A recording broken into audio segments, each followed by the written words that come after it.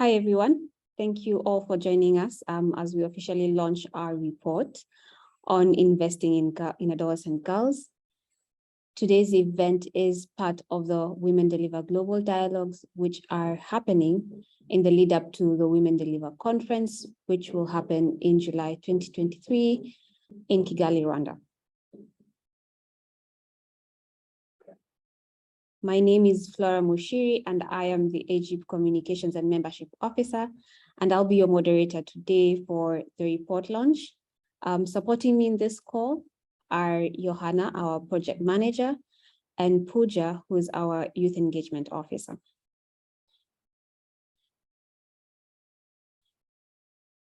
Before we get started, please ensure that you have selected the right interpretation channel. We've got Spanish and French available for those who would need the interpretation facilities.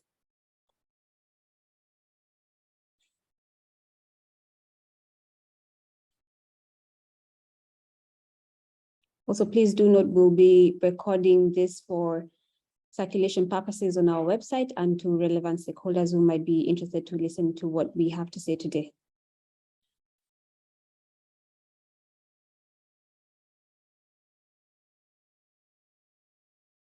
Before we get started today, I'll take you through some technical aspects and values of engagement. During this call, please ensure that you're muted so that we can be able to hear who is speaking very clearly. However, if you'd like to speak, please do feel free to raise your hand and speak upon when given the chance to. The chat box is also open for everyone to engage in and ask questions as they please. Can we have the next slide, please?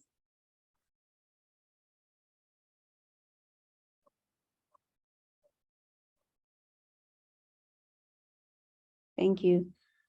So at AGIP, we are very respectful. We have respectful conduct, and safeguarding is very important to us. So during this call, we ask everyone to be mindful, respectful, and authentic, as well as empathetic and care for everyone so that we can create a safe and well-being space for everyone to participate in and share their thoughts. If you are a young person listening in and have any concerns or feel uncomfortable at any point during the session, please do reach out to Pooja or Elsie. Their emails are on the screen, as you can see. And they've also been shared in the chat box. And Pooja is also present in this call to support with any safeguarding concerns. Next slide, please.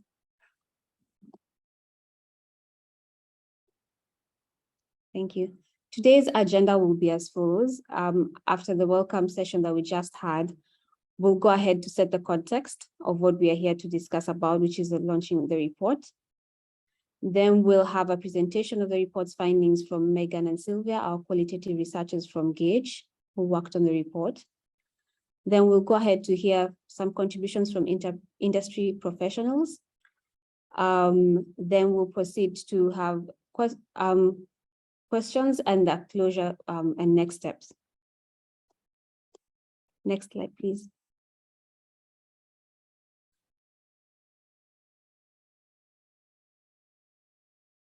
So a quick introduction of who AGIP is. AGIP is short for the Adolescent Girls and Investment Plan, and we are a global intergenerational and feminist coalition comprised of 12 members who come from the research and philanthropy and international development space. We are active in the global space where we work to influence decision-making spaces and advocate for increased investments, commitments, and accountability with and for the adolescent girls that we are working for. We also draw our unique technical experience from the members that we have in our coalition, where we generate and collate and share evidence and resources informed by lived experience, demonstrating what works and what doesn't work for the adolescent girls. So the biggest question is why did we do this research? So the need for AGIP to commission this research is because we wanted to ensure commitments and resources are actually channeled directly to adolescent girls and the girl-led organizations by using the evidence that we find. Next slide, please.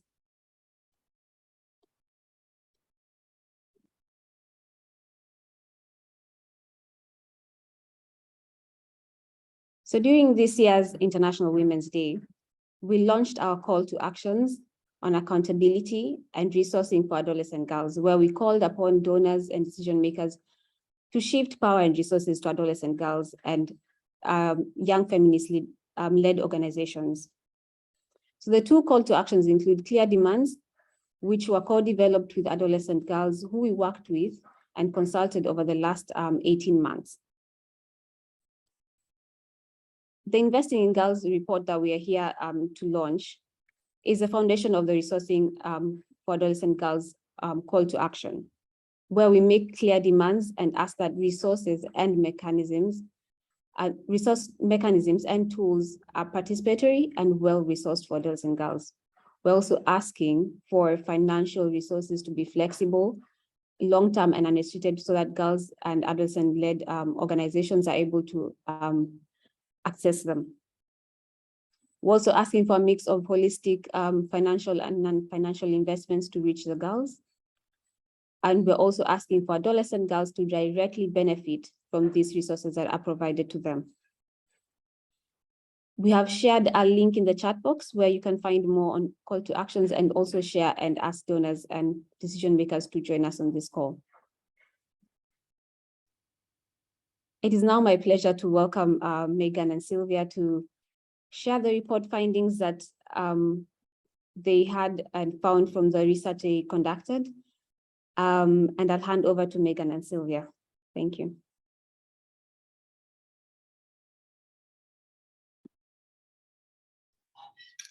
Thank you so much, Flora. And let me extend my thanks to the other panelists as well, and to all of the attendees to this webinar. We're really excited to present our research findings, investing into adolescent girls, mapping global and national funding patterns. And next slide, please, Megan.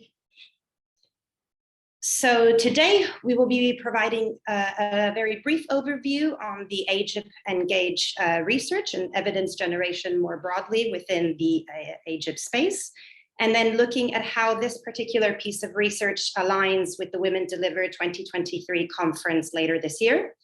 I will then hand over to my colleague Megan, who will be discussing the research methodology in a little bit more depth, and then presenting the results and findings from both the global review as well as the national review, and then conclude by providing some key recommendations from this study. Next slide, please. The Gender and Adolescence Global Evidence GAGE program is a mixed methods longitudinal research study following the lives of approximately 20,000 adolescents aged 10 to 19 in the global South. And GAGE has been one of the founding members of AGIP since inception. So we're really excited to present our research today. This particular piece of research, we feel, really gets to the heart of the AGIP mission, which is to bridge the gap between the resources, the evidence available, and commitments into adolescent girls. This research links to the refreshed and very new AGIP strategy by building on our technical expertise in generating and sharing evidence for what works for adolescent girls, particularly the most marginalized and vulnerable girls. So in this study, we take a step back from advocating on investments into girls by really exploring what exists, what is the state of investment at the moment. So what investment exists, where the crucial gaps are and in which domains, how and where geographically funds are distributed, and what key recommendations can we pull out from our research that can guide future investment into girls. Next slide, Megan, please. So to situate this research and to contextualize, we know that investing into adolescents, girls and boys, can bring significant returns. Adolescence is a key life stage that brings major social, physical, cognitive, and psychological development and really lays the foundation for well-being in later life. So with particular investing into adolescence, we know can have long-term intergenerational effects for both individuals, families, and communities. However, as a group, adolescence has been historically left behind in mainstream policy and programming, and we know that adolescents have been neglected in this space. While it is true that over the years, there has been a greater focus on adolescents as a priority population demanding greater attention, this research also tries to map whether that greater focus is sustained both in time or whether there are peaks of focus and attention that then fall off. And as well, whether greater attention in policy has translated to greater investments on the ground. So that is where this research is born. There is also a lack of evidence on the state of financial investments into girls specifically, so we tried to bridge that gap. So we have undertaken a mapping exercise at global levels, as well as a deep dive into country-specific case studies in Bangladesh and Ethiopia. So we conducted a mapping on published data from official development assistance, donor ODA, which Megan can speak about a little bit more closely, and complemented that desk review with key informant interviews from donors. Next slide, Megan. And I will just conclude with a word on how this aligns with the Women Deliver 2023 conference in Rwanda later this year. So we're really happy to participate to one of the AGIP concurrent event sessions at the conference, titled Resourcing Adolescent Girls and Intergenerational Dialogue. And in this whole system in the room event, which we hope will bring together key stakeholders, including adolescent girls, recipients of participatory grant-making schemes, program implementers, and key donors, we hope to workshop a set of really pragmatic and practical solutions that address current donor challenges in investing into adolescent girls. So this piece of research presented today will frame that discussion and provide a really solid evidence base for guiding that particular event at the Women Deliver conference. So I will now hand over to my colleague, Megan, who will discuss the methodology, key findings, and recommendations. Thank you very much. Thank you very much, Sylvia. And thanks everyone for joining. It's really great to see so many people interested in this research. So like Sylvia said, I'm going to talk you through the methodology for this research and present some of our key findings. In terms of the methodology, at the global level, we selected the top 10 gender equality donors, which were the United Kingdom, Germany, United States, EU institutions, Japan, Sweden, Canada, Netherlands, France, and Norway. So we explored data for all low and middle income countries that was available on the OECD CRS database. So we looked from 2016 to 2020, which at the time of the review was the most recent available data. And then at the country level, we exported data for all donors. So we didn't just focus on those top 10, but looked across all donors that were available on the OECD CRS database. And we looked specifically at Bangladesh and Ethiopia. So we included only ODA that has gender equality as a significant or principal component of the programme. So ODA that has been marked as gender equality as a significant component are aid that is going towards programmes that has gender equality as a key component of the programme, but it may not be the ultimate aim of the entire project. Whereas ODA that is marked with gender equality principle is aid that is going towards projects and programs that gender equality is the main outcome and of the program, and it's really fundamental to both the design on the results. So we then used keyword searches in the project titles and long descriptions of this database to select only ODA that had included adolescents or youth as a target population. So this was a lot more difficult than we kind of first imagined. Quite a lot of the data within the database was not very specific in terms of the populations that it was addressing. So we broadly categorized the data based on whether it mentioned older children, adolescents, youth, or if it used more unspecific terminology, such as young people or girls, which are likely to fall within the adolescents and youth age range. And then, like Sylvia mentioned, we also complemented this with some key informant interviews to contextualize some of the research findings a bit further. So first, I'll go over the results from the global level.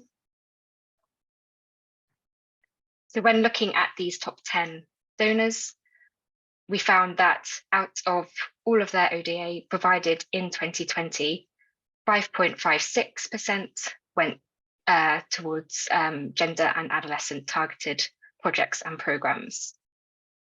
So we can see it's quite evenly distributed between programs that are focusing on adolescents, youth, and then older children. But there's still quite a lot of ODA within the database that uses quite unspecific terminology. So this percentage worked out as around a $4 investment per adolescent. So our findings really highlight that there is quite a big disconnect with the amount of ODA provided with the high levels of adolescent and youth populations in lower middle income countries, which can range from 25 to 30%. So we also looked at the top donors, both by the amount provided and the percentage. In terms of the amount provided, the United Kingdom, Germany, and France were the top donors. But when looking at the percentage of the total ODA provided, Canada, Sweden, and Norway were the top 3 donors in 2020. So when we looked at the trends from 2016 to 2020, the top donors stayed relatively similar. There was a few key changes, particularly with the United States, which saw quite a rapid decrease from 2016 to 2020, likely due to foreign aid funding cuts during the Trump administration, which particularly hit sexual and reproductive health programming. Canada saw an opposite trend, so that increased quite rapidly from 2016 to 2020. This was attributed to their 2017 Feminist International Assistance Policy, which resulted in a greater emphasis on gender equality programming. So looking at trends across from 2016 to 2020, the percentage stayed quite stable, around 5 to 6% from 2016 to 2020. And the amount increased from 5.84 billion to 7.62 billion in 2020. So there was a small decrease in the percentage from 2019 to 2020. We also wanted to look more specifically at the inclusion of more marginalized adolescents. So within the review, within the 5% of ODI identified, we looked to see how much of this is going towards young people with disabilities. So we found that this was really low. There was only 1.5% that went towards young people with disabilities, which accounted to around 0.08% of total ODA. When we're looking from 2016 to 2020, you can see there's quite a rapid increase from 2018 to 2019. So this is likely due to the Global Disability Summit in 2018. but then we can see that this has decreased again rapidly in 2020. So this is likely due to the COVID-19 pandemic, but also to perhaps the short-term nature of some of these global policy commitments made during the summit. So we also wanted to look at where these funds were going towards. So this map here shows the top 10 recipient countries of the Gender and Adolescent Targeted ODA. Interestingly, most of these countries are fragile contexts.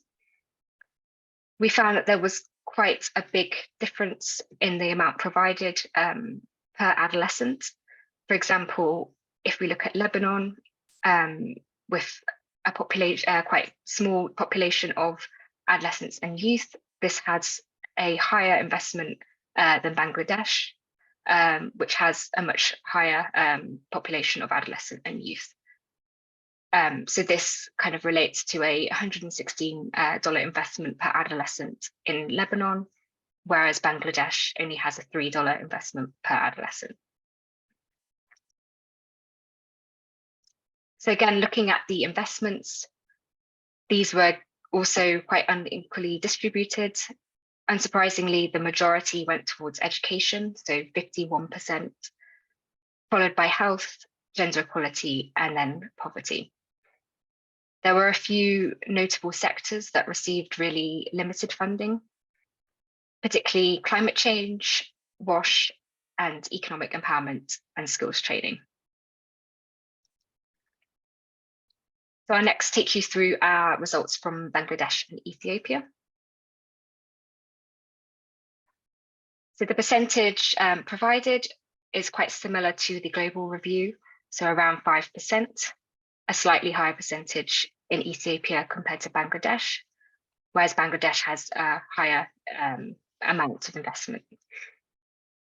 You can see that there's more ODA that specifies adolescents as the target population within Bangladesh, whereas Ethiopia has a lot more aid that uses more unspecific terminology.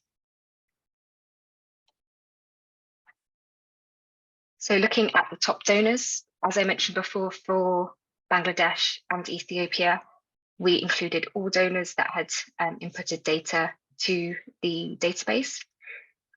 However, if we look at Ethiopia on the left-hand side, the top donors are relatively similar to the ones that were included in the global level review, with a few exceptions, Italy and Finland. Whereas Bangladesh has a few key top donors, for example, Asian Development Bank, which came out as the third highest. And this provided quite a lot of investments into education. When looking at the sectors, Bangladesh followed very similar patterns to the global level, with over half going to education, then health, gender equality, and then poverty. Whereas Ethiopia had slightly less going towards education and a greater amount going towards poverty alleviation and food assistance, likely due to the conflicts and drought that has been occurring in Ethiopia that has required a larger amount of humanitarian assistance. We also looked at the amount going towards child marriage programming and refugees and IDPs. So Bangladesh and Ethiopia both have really high rates of child marriage. However, we found that investments into child marriage programming were very low, only 2.3% in Ethiopia and 5% in Bangladesh. We found higher levels of investment into IDPs and refugees. In Ethiopia, this was mainly going towards education, whereas in Bangladesh, this mainly went to the emergency response and health. We also looked at the channels that this ODA went through, and the majority went to UN agencies. However, when talking to key informants, They describe that they rely on indirectly supporting local organisations or doing so through smaller funds. However, this was highlighted as a key area that needs change, with a lack of investments more generally into feminist smaller local organisations, and particularly youth-led organisations.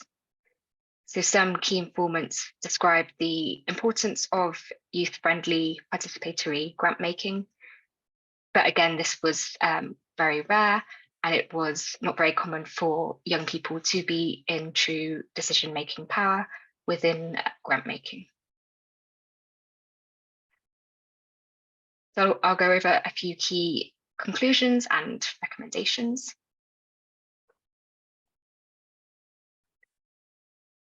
So as I mentioned, it was quite difficult to identify the aid that is going towards adolescent girls. A lot of the information within the database lacked sufficient detail and was not disaggregated.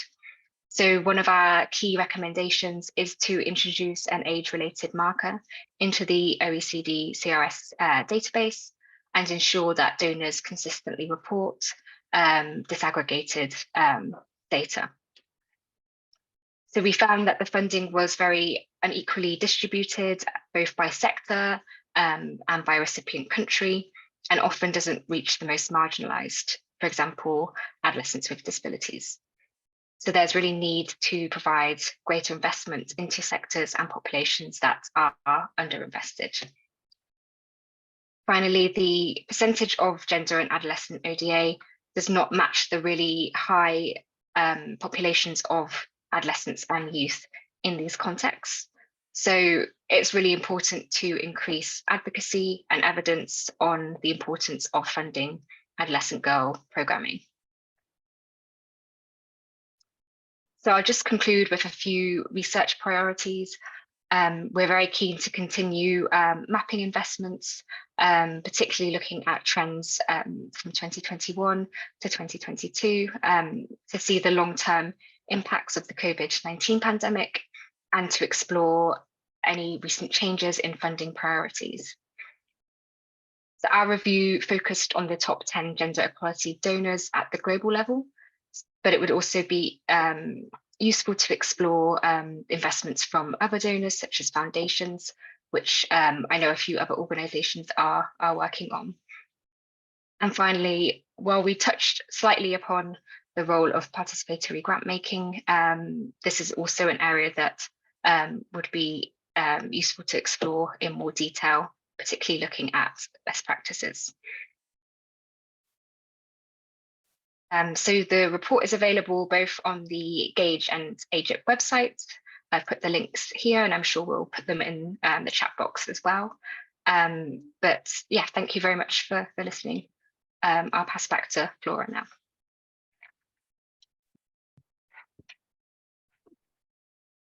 Thank you, Megan and Sylvia, for sharing the insights on the report. I think I stand to agree that there is indeed need for funding to go to more adolescent-led and youth-led organizations instead of going to the big INGOs. I know that's what has been happening in Kenya, for example, and it's only until maybe last couple of years that funding now started going to the local organizations. So I do agree that funding does need to go to the girls themselves, especially if the programming is towards them. We have some time for questions. If anyone has any questions regarding the methodology that was used, any findings that you find are not clear, please do feel free to raise your hand or pop the question in the chat box and we'll have Megan and Sylvia answer that.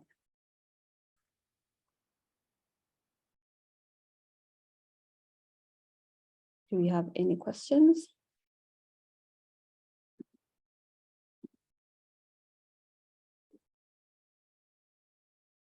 Yes, Anja will share the link to the chat box, to the report, sorry.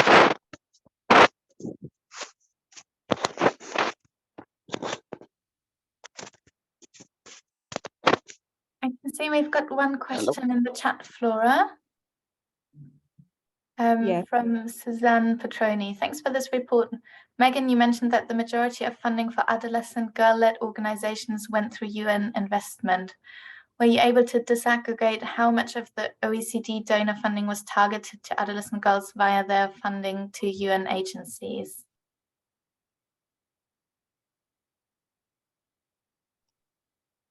Thanks for the question. So yeah, like we said, the majority went towards UN agencies.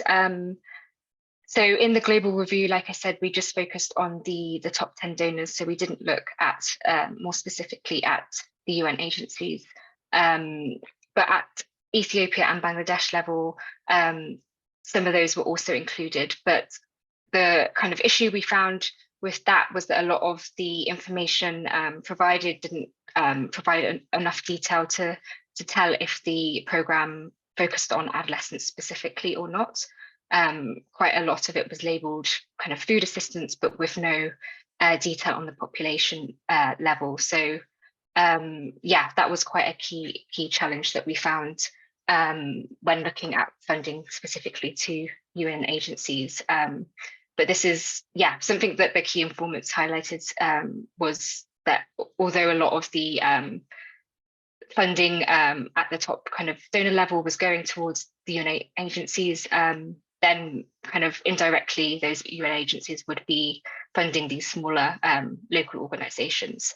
So that was something that was mentioned quite a lot. And I hope that answers your question, but let me know if it didn't. May I just quickly clarify on that? Thank you for that.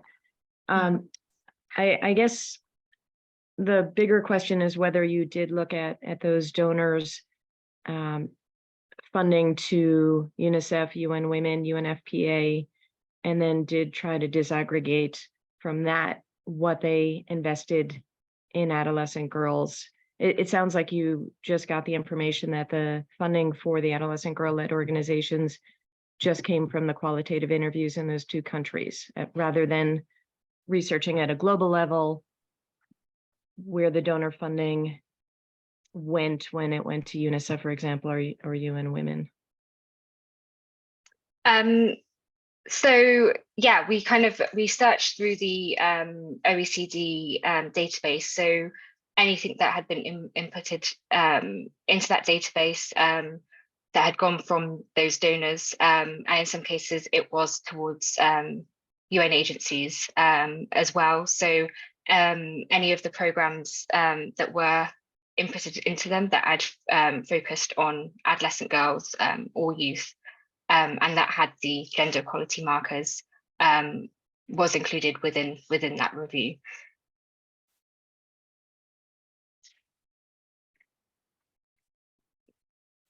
Thanks, Megan. We'll take one question from Ruth, who's got her hand up. Ruth, you can just go ahead and unmute. Yeah, can I go for? Yeah, sure. Okay, thank you. I'm Eob from Ethiopia. Thank you so much for the presentation. It is very important.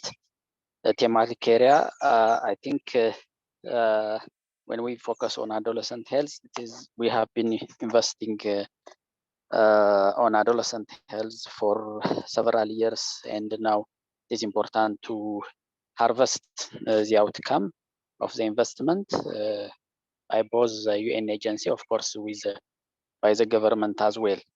But it's I'm just thinking that though there is huge investment on adolescent health and gender in different program area, how could we measure the outcome of the investment on improved health, social, and economic outcome of adolescents? For example, how the investment reduce the mortality of adolescents from preventable causes that affect them, such as SRH, HIV, injury, and other causes. And even in terms of education, to what proportion of adolescents stay at school while investing on education sector, and other indicators, how the investment bring better health and economic aspects of adolescents and youth. In the same way, my point is, do you have a plan to disseminate this report to more, government officials, for example, the sector representative, Minister of Education and Health as well, and of course, representative of the UN agencies. Of course, there might be here also, so that the research would be, more can be translated into action. Thank you.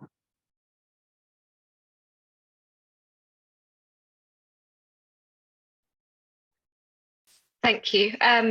Yeah, thanks for the question. I think in terms of looking at the outcomes of the interventions, that was kind of beyond the scope of this initial review. We were focusing more on kind of what the investments were and kind of what areas that they were going towards, but we did not look kind of specifically at how these interventions had impacted different outcomes, such as the ones you mentioned in terms of health. Yeah, in terms of kind of presenting this work more broadly, that's yeah, something that we're interested to do and to share it kind of widely with donors, and we're hoping yeah, this event will be kind of the start of sharing this research more broadly. Thank you. Thanks, Megan. In the interest of time, we'll take one quick question, very, very quick and brief question from Ruth, and then we'll proceed into the next part of this discussion. Thank you so much. I mean, first of all, just to say congratulations. I think the report is really powerful and rich and much appreciated. And I think, I guess, a very brief comment and question. It really speaks to the importance of us tracking better, and I'm from UNICEF, but I think every part of the landscape and ecosystem, number one, kind of thematically and for this population group, what are we doing in terms of expenditure for adolescent girls, and then also specifically how much of that resource is going to girl-led movements, networks, etc. So looking forward to the ongoing dialogue and advocacy around that. The question that I had was, I wondered if there were any plans within this group or sort of in the next phase for doing similar analysis for national governments, and what are their commitments, say Ethiopia or Bangladesh or other countries, in terms of adolescent girls spending, because I think that could also be extremely powerful. Over.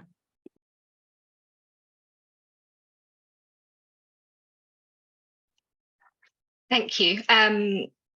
Yeah, so I think our next steps is to look at the same data from 2021, doing a similar kind of review, yeah, to see those changes within the last couple of years, which, yeah, I think is quite important during considering the COVID pandemic and quite a lot of changes that's been happening with foreign aid. But yeah, I think that is something, a very good point, and I think it's something that would be also useful to look at the kind of national level.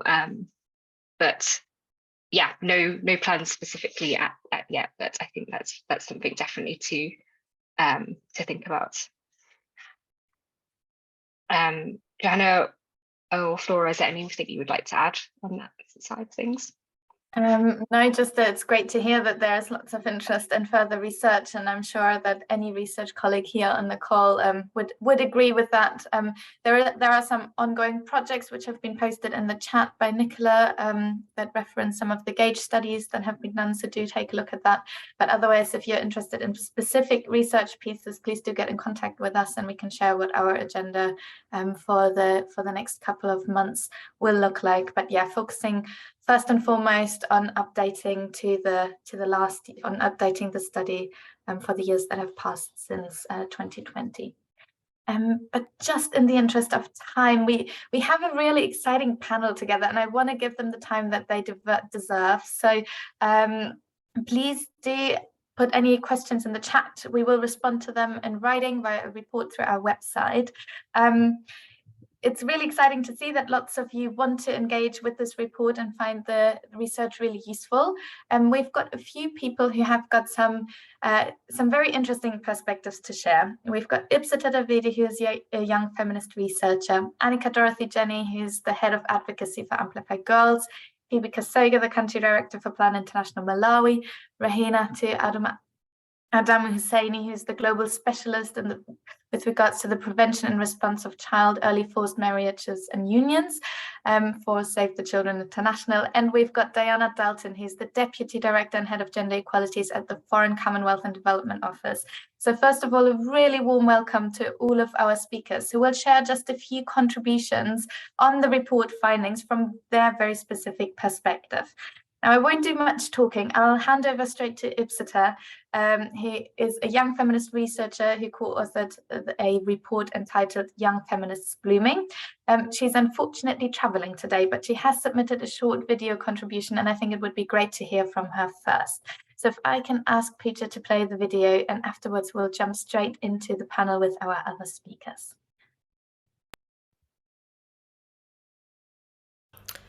The report Investing in Adolescent Girls highlights the lack of comprehensive evidence and financial evidence in adolescent girls, despite their growing prioritization in policies and programming. Even though the report does paint a beautiful picture when it comes to more funding opportunities available for adolescent girls, we still have a very long way to go. Something that struck out for me, or something that was very alarming to me, was that in 2020, only 5.47% of ODA was gender and adolescent targeted. This brings me to talk about my own research with Plan International last year, where I, along with other colleagues, we worked on this discussion paper called The Young Feminists Blooming, where we interacted and engaged with around 30 different feminist organizations globally to discuss on how institutional donors can effectively transform practices and transfer power and resources to young feminist organizations and movements. We also talked about what are the good practices and what can be embedded in making the feminist funding more inclusive and more flexible.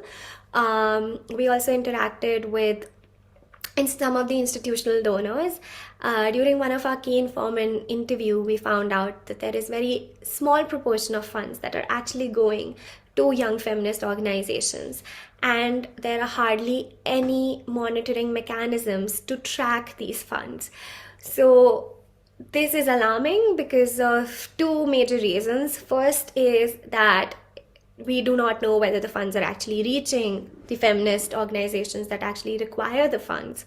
And second is because this shows that there's a lack of engagement between the young feminist organization and the donor. And that means that the organization might not even be aware of what demands do the feminist organizations have and where they would like to use these funds for. Thus, I would say that the major recommendation or takeaway from this report, as well as from other engagements with young feminist organizations, is that young feminists need more sustainable funds, more flexible and inclusive funds, and to ensure that these spaces of discussions are including young feminists in all their diversities. As we say, that nothing about us without us. So yeah, thank you.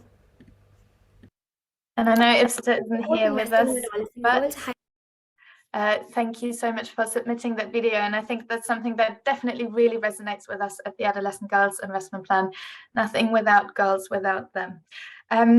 Now, I want to ensure that all of our panelists have sufficient time to speak about their perspective. So I might skip the first question, where we asked all of them what they found surprising or what they learned new from the report. I think that we can all agree that some of especially the discrepancy between the percentage of funding and the percentage of youth in LMICs was really something that was striking. So to all my panelists, I'll scrap that first question and we'll focus on the second question to really give you a chance to tell us more from your perspective and from your experience. Now, first up, I've got Annika.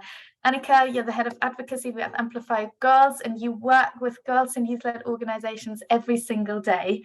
How do you think the findings of this report will impact your work? Thank you, Johanna. Now I'm going to be a little bit disoriented because I was about to register my surprise in the first question. But you know how this report intersects with our work is at Amplify Girls as a collective of girl-serving community-driven organizations. We are keen to look at where resourcing for community organizations are and girl-serving community organizations. If you look at the resources that were put out in the figures that were in this report, a majority, over 50% of the resources went towards education.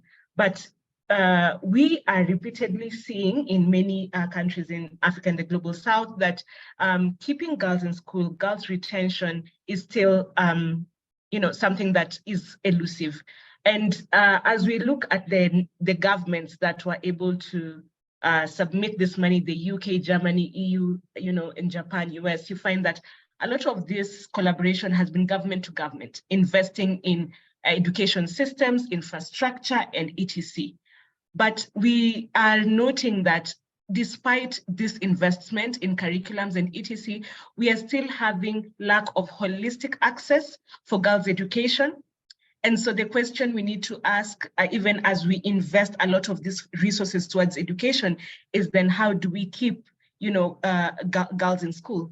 And for example, in Kenya, the return to school policy of 2020 highlighted community organizations as pertinent stakeholders in the girls' return to school. So as I interact with this report, I realize that community organizations are often overlooked. Their work is seen as either too small, or it is seen as unquantifiable, and funding is also seen as that cannot be tracked, and that also trickles down to staff and under-resourcing. Yet, we have repeatedly seen that community organizations have the trust of the girls, and they're often used as the facilitator for buy-in in national, regional, and global stakeholders.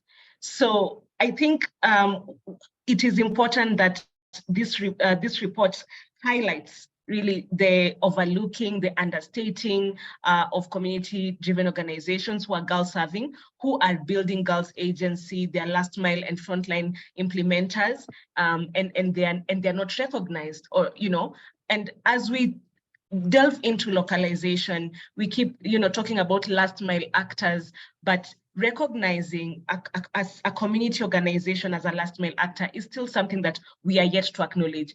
And we also see that in this report, there are differences in categories of funding in terms of the humanitarian and disaster areas and assistance, and also in the development space. So I think there needs to be more work. As we saw, some of the reports were done in Ethiopia, in the African space, in Bangladesh. There are spaces of development that also need to be documented, so that we can also ensure that we are leaving no one behind as we look at funding trends. And as much as we say that community change makers have a powerful role in decision making, that is really far from the truth. We are seeing a worrying trend in reduced investments in girls' interventions like climate change, SRHR, WASH, and building girls' agency. And these areas are pertinent to the holistic success of a girl. governments have repeatedly failed to meet their commitments towards their $100 billion fund for adaptation. And even as we talk about that, even as we talk about education centering the majority of the 5% fund that is going towards adolescents in this report, we still have a 95% fund that is not talked about. So there needs to be a conversation on not only increasing the 5%, but also increasing the percentage that goes towards the communities. And issues like mainstreaming issues like climate change, SRHR, and girls' agency is really important. And that's how this report tells me that we still have a lot of work to do. So we all agree in principle that adolescent girls are a critical constituency to advancing girls' gender equality. But we are seeing in many reports that they are not even recognized as a fundable category. This is in a report that was done in 2022. And I think that it's time that we don't just add women in STAR or add girls in STAR, but we really need to look at what is the intersection of girls and community organizations in resourcing. Thank you. Thank you, Annika. And I wish we could listen to you for longer because it's so obvious that you're really passionate in this space. To everybody listening in online, we kindly ask you for 5 minutes extra of your time. So if that's anyhow possible, please, please calculate that in. Next up, and if I can ask my panelists to keep it brief, I know this is unfair and we could all give you a whole hour to talk to, but we want to hear from each perspective. So if you can keep it as brief as possible, thank you. Next up, we've got Phoebe Kasega, who's the country director of Plan Malawi. You're a veteran with regards to girls' rights programming, both in the country and in the region. Phoebe, how might you use the report findings in your programming work? Thank you so much, Joanna, and thank you so much all our listeners that have joined us today. In terms of how I'm able to use this, or we're able to use this in our programming, I have looked at facts presented, and I think what makes more sense if we need to drive more funding into this sector, it is to provide evidence. Donors listen to evidence. So I firmly believe that with this information that we are armed with, we are able to go on the table and be able to negotiate and begin to shift that compass towards more funding for the adolescent girls. And I think critically is also a recognition that it's an important group. And I think this report gives us that opportunity to do that. And I think for me, the other one is really looking at intentionality within programming. How can we be intentional as we program to make sure that as we target, the adolescent girls are equal target? And I think for me, that is intentionality. The third one, I have a minute, I think. The third one really is around intersectionality. We've heard from our first speaker talking about climate change, talking about water hygiene and sanitation, talking about economic empowerment, keeping our girls in school. I always say that when a girl comes to us, she does not tell us, today I need to drink water, tomorrow I need to go to school, the next day I need economic empowerment. They come as a holistic being. And so from a programming point of view, the intersectionality of all these issues becomes very important. Joanna, I know I'm out of time. I will stop there and ensure we do not keep the team beyond time. Thank you. Thank you so much, Phoebe. And let me just sum up. We've had Annika really highlight the importance of including adolescent girls in community-led programs in delivering programs. And Phoebe, thank you so much for highlighting the importance of impactful, intentional and intersectional programs. I think a lot of really important areas that are covered here. Next up, I've got Rahina. Rahina, you're hugely experienced and passionate to advocate to an end for child marriage. You work for a big global organization and other global specialists on that topic. If you reflect on your area of work, how do you think the findings of this report shed a light or have an impact on what you do? Thank you so much, Johanna, and thank you to other speakers around this. And hi, everyone. Reflecting on the report, I would say that we all know from research and evidence, it's shown that every 28 girls are married every 28 minutes. We have girls, 28 girls being married every minute. And for us to be able to reach those girls, we need funding. And for us to be able to reach those girls, we need a multi-level, multi-sector approach that will be able to eliminate child early forced marriage. And reading this report, I realized that, my God, there's a lot that needs to be done, obviously.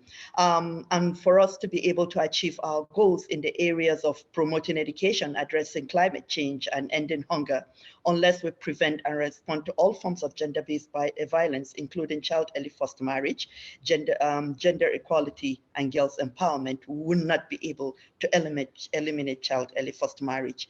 And looking at all of this, it all kinds of confounded in me what the amount of resources going into that area. The report shows evidently the need for increased advocacy on funding, targeting gender equality and adolescent, increase awareness on the need for gender equality, especially intersectionality, looking at those areas that affect the girl.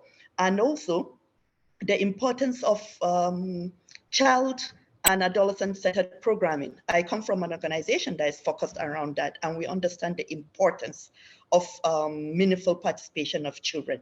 When we talk of that group, this group made up 25 to 30%. This came out in that research, and we know around the world that that is the number of adolescents, and this number keeps increasing, especially in the low-income countries. And then we are not engaging them in the conversation, and we are not involving them. So how are we going to achieve what we want to achieve? So it's very important. I like the word that was used by I can't remember one of the panelists, around intentionality, around making sure that we are intentional when it comes to this issue.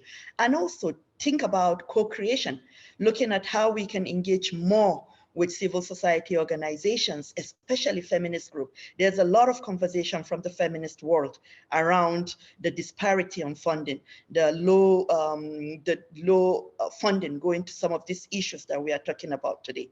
So that's intentionality, that co-creation with civil society organization, with feminist organization, women and girls' rights organization is very, very important. And just to say, meaningful participation with children. We want, this is an issue that affects them. We are not working with them. We are not involving them. We are not giving them the opportunity to show what they know. Then there's a big question mark on how we can solve this issue. I know we are out of time. I hand over to you. Thank you very much. Thank you, Rahina, and thank you to all our panelists for being so understanding with the constraints of this session today. Maybe we can organize a follow-up session where we can give you the time that you really deserve. And what I'm hearing really clearly, Rahina, is a shout out to all of our advocacy colleagues. We need to advocate for funding to go evenly into all program areas because they are also interconnected.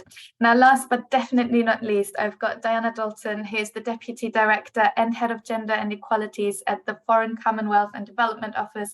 If you're not UK based, that's kind of the equivalent of the Ministry for Foreign Affairs, and amongst other things, they oversee international development.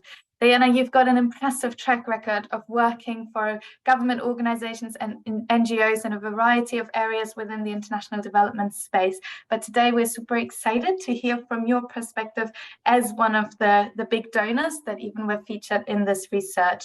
And can I just ask a cheeky question? How could the report findings influence the funding landscape at the FCDO?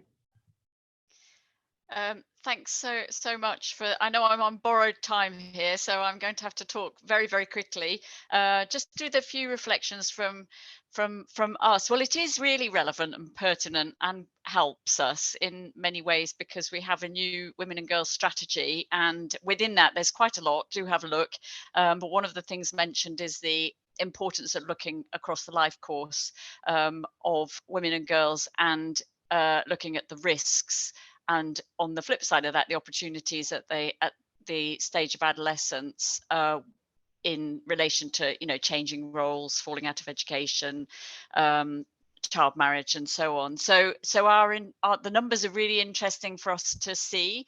I'd be really keen to see another report from 2020 20 to 24, because we've obviously got a bit of a changing landscape there. And also to look at wider policies and laws and spend at a national level, as Ruth from UNICEF was mentioning, because all of this ODA spend sits very much alongside what the national context looks like. So the report really makes me reflect much more closely on the difference in spending between the interrelated areas of gender equality inside the FCDO. Half of our spend on education obviously looks high. We have a historical prioritization of that. And I would like to see it being more balanced. I think that the Women and Girls strategy will bring that anyway. But obviously, it's really important to recognize the role of the education systems in shaping children's understanding of gender norms and roles and supporting nonviolent, equitable relationships from a young age. So we do have programs that aren't classified as education, but look at education. So I think how the numbers are kind of unpacked is quite important. Mainstreaming is obviously really important for us. So looking at the other investments that you've mentioned, like climate, for us, British Investments International, where there's quite a lot of cash going over the next spending review period, is really important in terms of mainstreaming gender. And then how do we actually measure what of that is targeted to adolescent girls? Something that's a priority for us. So too is marginalised girls. And I'm really glad that you've looked more closely at girls with disabilities, for example, including it's just really important to focus on SRHR for girls and women with disabilities as well, which is a neglected area. Two last points, one on child marriage. So obviously concerned by the numbers. We do support child marriage programs, but concerned that that's not showing us an adequate picture on that, given that we know we can't achieve gender equality without tackling that harmful practice. And that fundamental change in a girl's circumstances, becoming a married girl so young, is hugely detrimental to their ability to contribute back socially, economically, etc.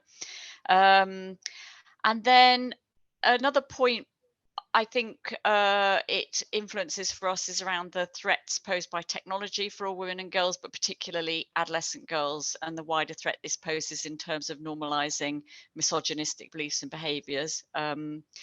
And then really critical for us is your analysis around the women's rights locally led organisations. That's a priority for us. Really keen to keep our eye on the funding for that. We are putting more funding through women's rights organisations, recognise the importance of girl-led organisations within that, hearing their voice, making sure that they're participating fully.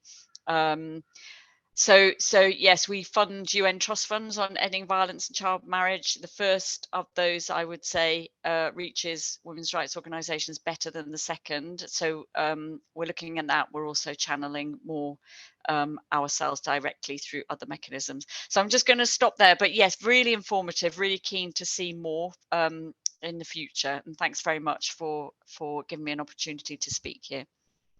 Thank you so much, Diana, for those insights. I think anybody who hasn't had a look yet, do take a look at that new strategy on women and girls from the FCDO, if that is part of your kind of like remit or programmatic or advocacy area. And of course, always promising to hear that there, at least from our perspective at AGIP, that there is an intention to look more at how we can directly fund young feminist-led organizations or youth-led organizations.